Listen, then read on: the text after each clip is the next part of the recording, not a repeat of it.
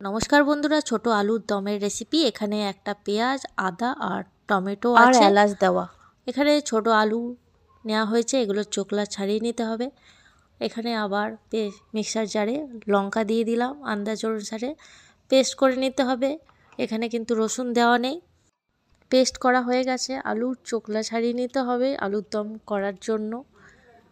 আর আমি চামচে করে চোকলাগুলো যেভাবে ছাড়াচ্ছি দেখতেই পাচ্ছেন, আপনাদের সঙ্গে শেয়ার করেছি। আর আলুগুলো রেডি, চোকলা ছাড়িয়ে নেওয়া হয়েছে। আর মটরশুঁটি এক বাটি মতো ছাড়িয়ে রেখেছি। এখানে তেজপাতা, শুকনো লঙ্কা, জিরে আর পেস্ট সব রেডি করা হয়েছে। কড়াইয়ে সর্ষের তেল গরম করে জিরে, শুকনো লঙ্কা, তেজপাতা ফোড়ন দিয়েছি। চোকলা ছাড়ানো আলুগুলো দিয়ে দিলাম। আর এটা আপনারা সেদ্ধ করেও করতে পারেন। ভালো করে ভেজে নিয়েছি, যে পেস্টটা করে রেখেছিলাম সেটা দিয়ে দিলাম। আপনারা চাইলে আলু ভাজা উঠিয়ে পেস্টটা ভালো করে কষিয়ে করতে পারেন।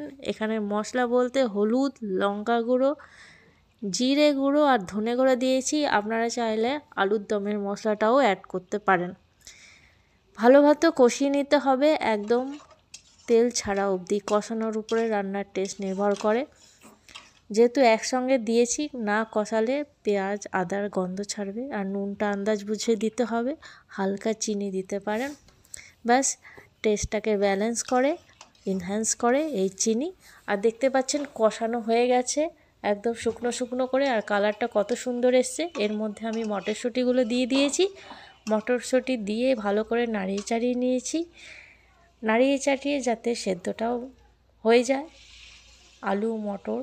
এবারে একটু জল দিয়ে আর একটু কষিয়ে নিয়ে আমি আন্দাজ বুঝে জল দেব এখানে, যাতে ভালো মতো সেদ্ধটা হয়ে যায় পুরোটা। কোথা থেকে আমার এই রেসিপি ভিডিওটা দেখছেন, কোন জায়গা থেকে, অবশ্যই জানাতে ভুলবেন না। আর আমার রেসিপি যদি প্রায় দেখে থাকেন তো জানাবেন যে আপনি রেগুলার আমার ভিডিও দেখেন কি না। এরপর লাস্টে আমি এখানে ধনেপাতা দিয়ে দিচ্ছি নামানোর আগে। এখানে গরম মশলাও দিতে পারেন। তো এই ছিল আজকের আমার এই রেসিপি।